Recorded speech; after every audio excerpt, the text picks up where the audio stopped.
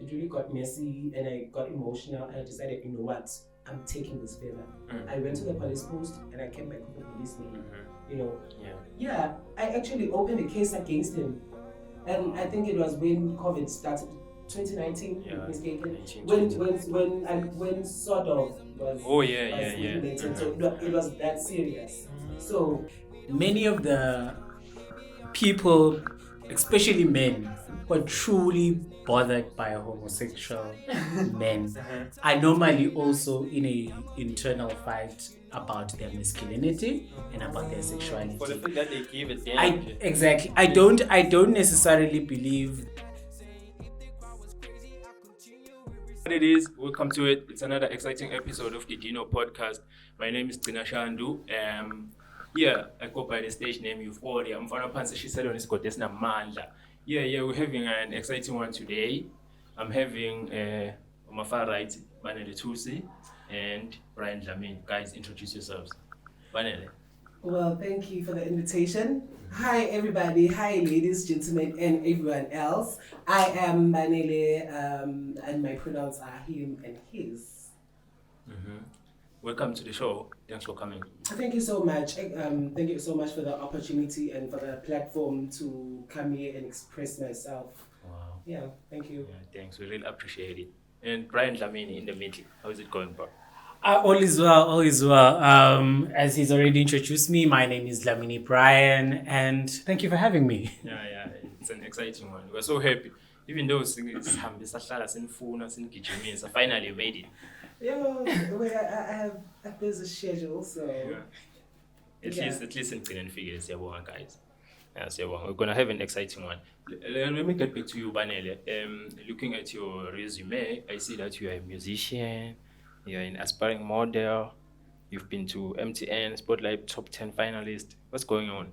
How is it going, Lapo? The name BANELE THUSI is a brand. Oh, yeah, that's nice. I'm in the entertainment industry. I'm a singer, to be specific, because musicians are quite versatile. So I am an artist, a vocalist, and I am a model. And right now I was looking forward to venturing into hosting and emceeing. Basically, that's nice.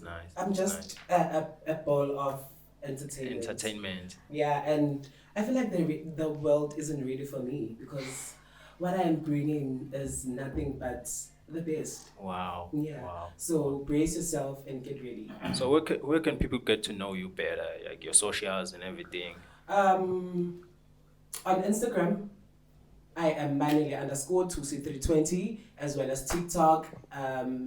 On Twitter, I am at BANELE_THUSI320, and on Facebook, I am BANELE THUSI. So you can subscribe or you can follow me or anything. Just how about YouTube?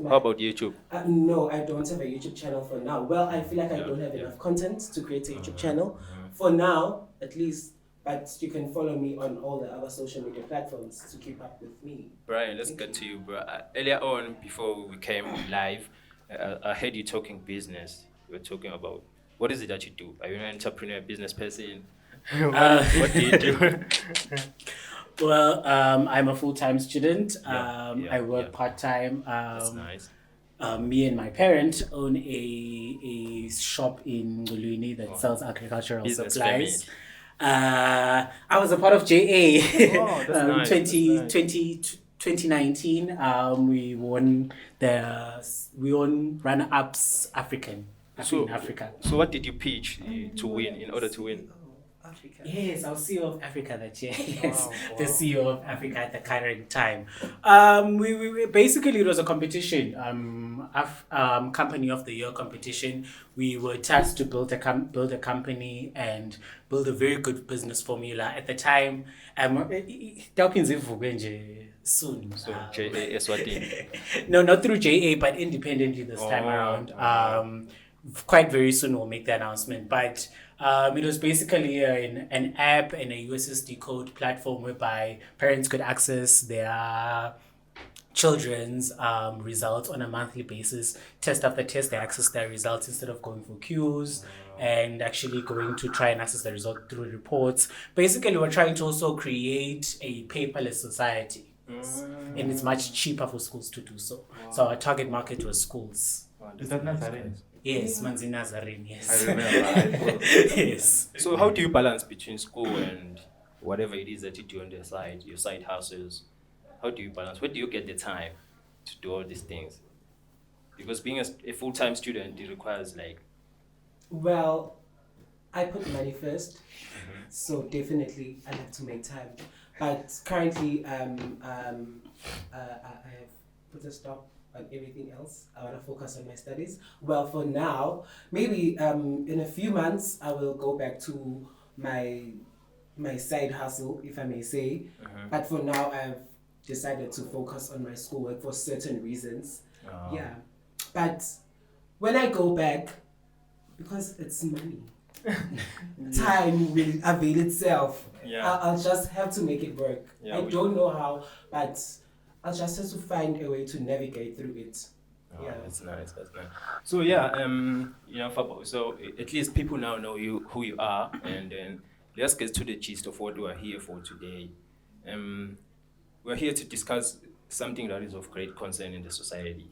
You know, things like your gender, sexuality, and everything. So, can we first define what is gender? Because many people even struggle to know the difference between gender and sexuality. What's your understanding? So you're asking gender and sexuality. Okay, there's actually three things. Yeah. There's gender, there's sexual identity, yes, and there's sexual orientation. Right? Yeah. Gender, I think in my belief, is not necessarily the exact same thing as what you identify as. So I do believe that gender is the sex at which, the sex at which you are. Yes. I'm born with. Yes, the biological sex, which exactly. That to me is gender. Which is identified using your private parts. Yeah. And biological makeup. Your X chromosomes and XY chromosomes. Exactly. Now, let's get into sexuality. What's the other term? Sexual identity. Then what is that one? Sexual identity is who am I as a person and who do I see myself as? Is it a guy? Do I see myself as a male, a female, or non-binary? That is basically saying that if I'm going to say I see myself as a male, that means I identify as masculine. It doesn't necessarily have to identify as masculine, but I identify as a male. So what determines what you identify as? Is it your upbringing, the way you grew up, the society, the environment around you? What is it that determines? What determines the way you identify? I think it's your interests. Your sexual interest. Yeah, your sexual interest. I think, what you are, who you are interested in, the type of people you're interested in, because it's also an inborn thing. Yeah, so we can't really say the way you are brought up or things that happened in your upbringing. No, it's an inborn thing because you can live with hetero people, but turn out to be homo. So. It's not anything external. It has to be something internal. But just to add on, I think definitely with the few people that I have lived around who happen to maybe identify of a different gender compared to maybe the naturally assigned one. It's something that many of these people know from toddler stage, many of them. The fact that there's actually something quite different about them, or who they are, what they identify as, what they see, what they're told by their parents is not exactly what they feel inclined in. Because for you to be a guy, it's because you see yourself as a guy. However, the moment you're called a male and you don't see yourself as a male, then it's a different issue. But then I brought the environment and growing up thing because, maybe let's say we are a girl, né? And then you grow up with boys, then you become a tomboy. How do you explain that one? Were you influenced by the fact that you grew up playing with boys and then you tend to become a tomboy? Being a tomboy has nothing to do with sexuality. A tomboy is just a girl who looks like a boy, who decides to dress up like a boy, but it's definitely heterosexual. There's a difference. There's a huge difference between a tomboy and a lesbian. Yeah, but then in the less informed society, there are assumptions that Yeah, it has to do. in a less informed society, because usually it's abnormal for a girl to dress up like a boy. So when they see a girl behaving in such a way, they decide to call her lesbian and confuse that with being a tomboy. Yes, yet it's two different things. Because And I do we should also. stop mixing that up. Because I do also believe being a tomboy is influence. If I'm going to say a girl who just prefers maybe wearing pants and maybe a golfer's t-shirt on a daily, I do believe that is kind of influence, because it's got no influence on her sexuality, who she's attracted to, who she necessarily identifies at, but it's mainly just about, hey, Physical I don't appearance. really like wearing heels. I don't really, because they are females. They are some of our mothers, some of our parents. She's not maybe a big fan of wearing heels and the like. She just likes wearing her tackies, her jeans, and her t-shirt on a daily basis. It's really nothing. It's nothing much to talk about. Yeah. So I heard BANELE talking about something internal. So it has to be internal. The feeling is internal. Yeah. Exactly the way you feel about a girl is exactly the way I feel about a boy. So yeah, coming to that, maybe I grew up in a society, because I grew up in the rural areas. So I grew up in a society where I just know that I'm a boy, and growing up I have to date girls, stuff like that. That's why I'm saying, does the environment influence who you become? I believe it doesn't influence who you become. I think it influences how you maneuver this type of a situation. I believe that many people from rural backgrounds, from strong Christian communities, from strong religious, generally religious family setting, they tend to struggle to come into their own term. That's why you normally notice many of the females or the males who identify as either homosexual, lesbian, pan, LGBT bi, community. most of them stem from rural areas and then come to town, Then and that's then where- maybe start to realize, so I feel like this, the way I feel, it's because I'm like this. They start to find their identity within themselves later on. Oh, it also does happen in the rural areas. It's just probably well hidden. Oh yeah. It's That's probably true, just that's well true, hidden, that's true. not that it doesn't happen. So there's this statement I want to read to you. It's from the net. Lesbian, gay, bisexual, and transgender LGBT persons in Uganda face severe legal challenges, active discrimination, state persecution, and stigmatization, not experienced by non-LGBT residents. Both male and female homosexual activity are illegal in Uganda. What's your take on this statement? Should I repeat it again? The LGBT community persons in Uganda face severe legal challenges, active discrimination, state persecution, and stigmatization, not experienced by the non-LGBT residents. I saw that. I think it was an article or something where the governance of Uganda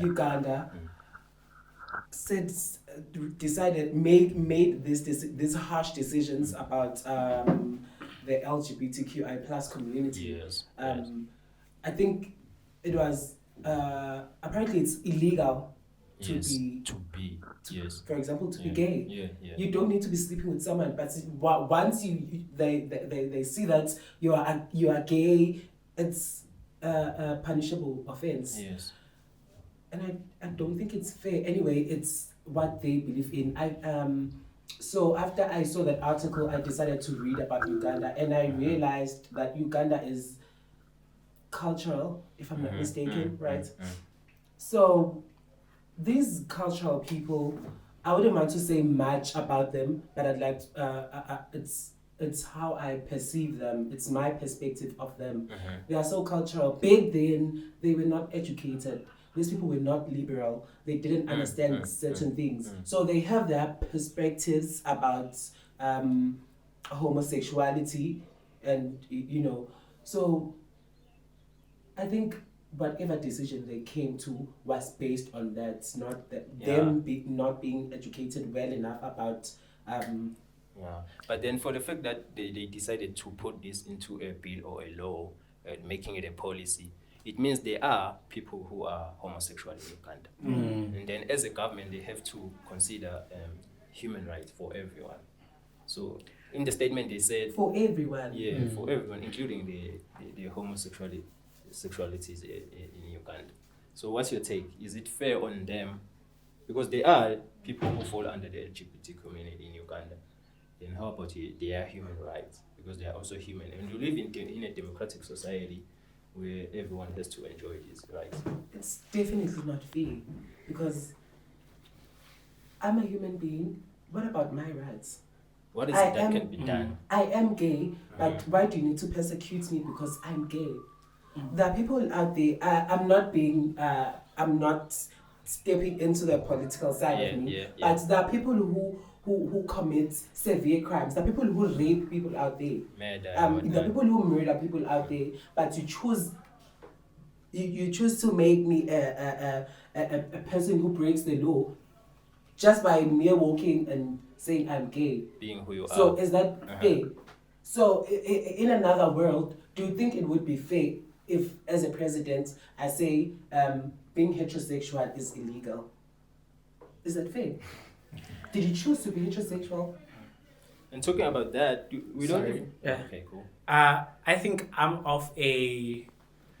not necessarily different, similar, but different to a certain extent opinion. Okay. I'm a believer that, one, many people are not, as BANELE has said, many people are not educated. Half the people I know cannot differentiate sexual orientation to sexual identity. If you get what I mean. They don't understand what is it. And then another thing, I do believe that each country is entitled to its own laws. I do believe that as long as the majority, because at the end of the day, democracy is representative, right? Because what it means is that the Ugandan nation has gone through the processes that are needed in order for them to pass a law, which is for them to consult the people of the nation, go through all the contingencies that they need to go through in order for them to pass a law. Clearly they've done so, and maybe the nation agrees. But is it fair? I do believe that it is not. I do believe the fact that homosexuality has not hurt anyone. And I do believe that at the end of the day, love is just love. Whether you love your fellow gender, whether you love a trans person, love is just generally love. Another thing, we cannot say we stand for the rights of all human beings if we're selective of which human beings we love. What is supposed to be democracy, in my own perspective, in fact, the law in general, liberal law, is supposed to say, if I'm going to express myself in the way that I feel fit, as long as I am not oppressing the rights of others within my space. And then you come back down to the question, whose rights are being oppressed by homosexual people in the nation? Many people will say it's wrong, it's an abomination, whatever, Christianity. And I'm like, hey, if we open the Bible, we'll have a very lengthy, difficult conversation altogether that can turn very sour quickly. Because I can debate about it, we can all debate about it till kingdom come. It's a problematic situation. But at the end of the day, personally, I'm against hate. Anything that expresses hate or oppression towards another human being, I do not believe is right. I believe that is wrong, but they're entitled to their own opinion. Qatar is the same thing. You remember during the World Cup, Qatar was against homosexuals there. It was against alcohol in its stadiums. It's a norm to them. To them, that is what they feel is fit for their nation. That is what they feel for their governance. Is it fair? No. According to me, is it okay? Is it right? No. However, they're entitled to their own platform. Yeah, that's very profound. So I think it takes courage to become who you are, BANELE. Like waking up every day and thinking about these things, the unfairness. We don't know what to experience. The injustices and everything. So how do you deal with the stigma and discrimination You see, maybe when you uhambe erenki, Erenki. you know, holding I hands. cross every bridge when I get to it. I don't think about it. I literally wake up, focus on myself, affirm myself that I'm beautiful, I'm worth it, and I just get on with my day. I don't think about it because I don't think it's a thing to think about. Yes, I don't know what to expect. Usually, I get anxiety when I need to go to a place I'm not familiar with. In a public space. Yeah, because then I need to think about it and see when I get there, how will they perceive me? What will happen? I just don't know what to expect. Not so long ago, last week, I went to town with my friends. I was in shorts. When we got there, one of the bus conductors literally harassed me. Yeah. We caught the commotion we caused in that bus rank. I can't even explain it, but it was so bad. It was so bad that I asked myself, what did I do wrong? I'm literally walking. I decided to wear something that I felt comfortable in, just like they decided to wake up and put on those clothes they were putting on. No one came for them. But when I decide to put my shorts on, put my t-shirt on some days I'll wake up and say, you know what, I'm showing my tummy. On some days I'll wake up and say, you know what, I'm putting on bum shorts. That is, those clothes, I bought them because I feel comfortable in them. So you get me. So after that, because you mentioned being harassed, let's say that was luckily it didn't get physical. Okay, apart from that, but if it was a girl being harassed, I think the girl was eligible to go and open a case in the police. I would have opened the case too. If you wanted to. If I wanted to. So according to what you said concerning about the law and everything, what's happening in Uganda, do you think your case was gonna get somewhere? Were you gonna get justice? It was because Uganda. Oh, in Uganda. It was gonna get somewhere. I once had a case before where some guy really attacked me. I don't know how to put this. I don't know whether to say I'm lucky. I've never gotten a homophobic attack that was physical. It's always verbal. It's always an exchange of words, you know. So this one time I was in the bus rank, walking. I was in shorts again. I was in shorts. I'm such a lover of shorts. Growing up, I felt like I didn't have nice legs. So where I am now, I feel my legs are gorgeous. You know. Besides other people telling me, I feel my legs are gorgeous, and that is enough. So I always wear shorts. This one time I was in the bus rank, walking alone this time. Same place. Same place. The passing some silly comments and whatnot. I decided to ask, and how's my dress code? Any of your business? How does my dress code have anything to do with you? You understand? So it really got messy, and I got emotional. I decided, you know what? I'm taking this further. I went to the police post, and I came back with the policeman. You know. Yeah. I actually opened a case against him, and I think it was when COVID started, 2019. If mistaken. When sort of was implemented. So it was that serious. So yeah. So justice was served. Yeah, justice was served. I was happy about it. Oh, that's nice. I'm also of the opinion that probably what I'll say is problematic. Many of the people, especially men, who are truly bothered by homosexual men are normally also in a internal fight about their masculinity and about their sexuality. For the fact that they give it damage. Exactly. I don't necessarily believe that most of the men who are truly bothered and really annoyed by the sight of a homosexual man are men who are really still fighting an internal fight to say, hey, Maybe I also am, but this thing is, I don't want to be this, but maybe I maybe I am. Like to a certain extent, by most of these stories, you find many homosexual men will be dating people who were their bullies in high school, were the ones who were beating them and were ostracizing them from societies. You understand? Because they were still having an internal battle with themselves, and they chose to express themselves there. And those ones who are bothered by short men wearing shorts or something that possesses femininity. Many are men who do not know what is maybe a definition of what is being masculine. What is being a man, understand? They feel like being a man is the wearing of pants and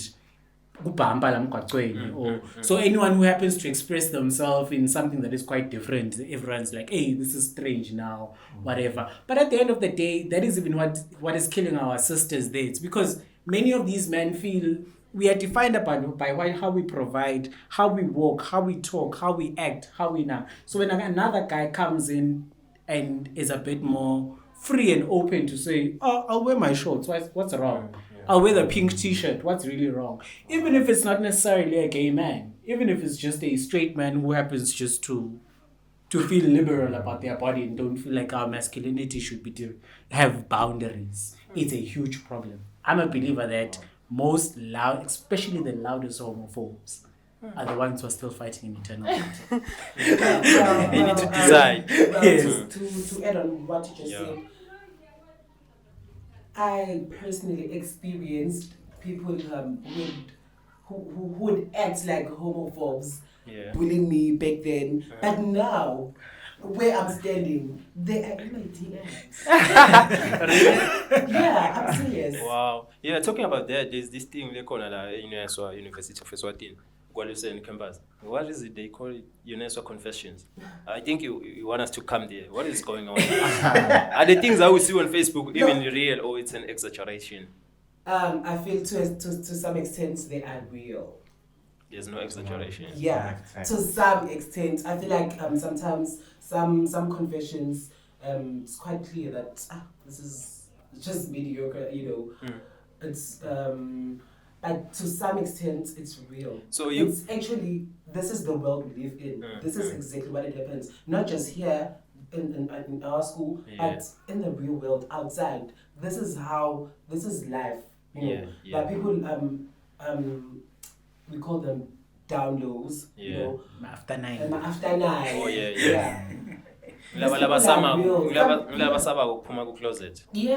Yeah, closet. Because the closet is real and the closet is warm. So it's not easy to leave the closet. Because what would push you to hate that much? So like earlier on, I heard you talking about this thing in my conversations, talking about people in your DM and whatnot. Yeah. So I saw your Facebook post I think it was yesterday, saying, Guti, if you can confess, a lot is going to happen. So talking about that, what like I feel like, why are we even protecting these people? So when I are protecting them, but I'm not protecting you continue putting them in the closet.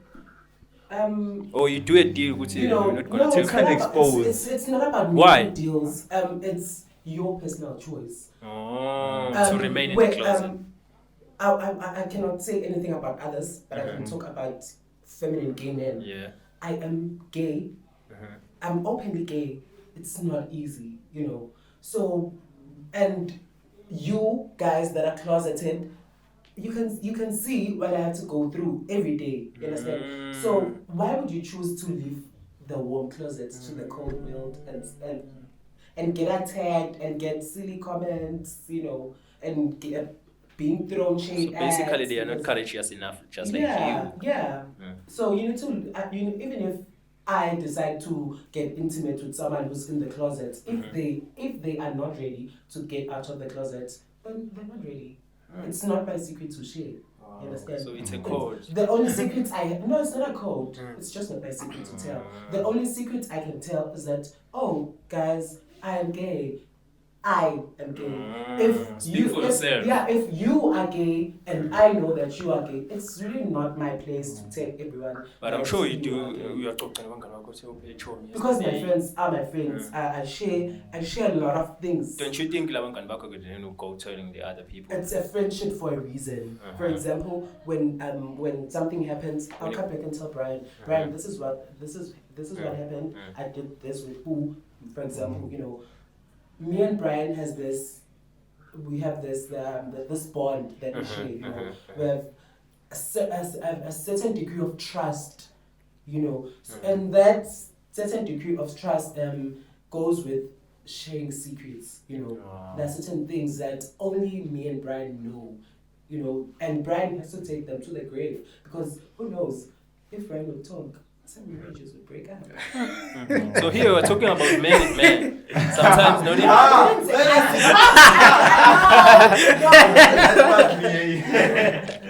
No, did I get you wrong? I understand what you're saying. Yeah. That, some relationships. Yeah, Brian will have to take some secrets to the grave because that really cause a lot of commotion. Yeah, because a lot of havoc. Guys, for the sake of time, I think you have to come back again because there's a lot to listen. For the sake of time, we need to have another episode of this one. Okay, maybe we can have a part 2 of course, because exactly. I also feel like we left out a lot. We just spoke about everything that is on today was just an introduction. Wow, guys, thanks for coming. Thanks for coming. You guys need to learn. Yeah. And we did learn a lot. Thanks for coming, guys. We really appreciated it. Yeah, it was your boy Trina, Brian, and BANELE THUSI. Thanks for tuning in. And until next time, take care.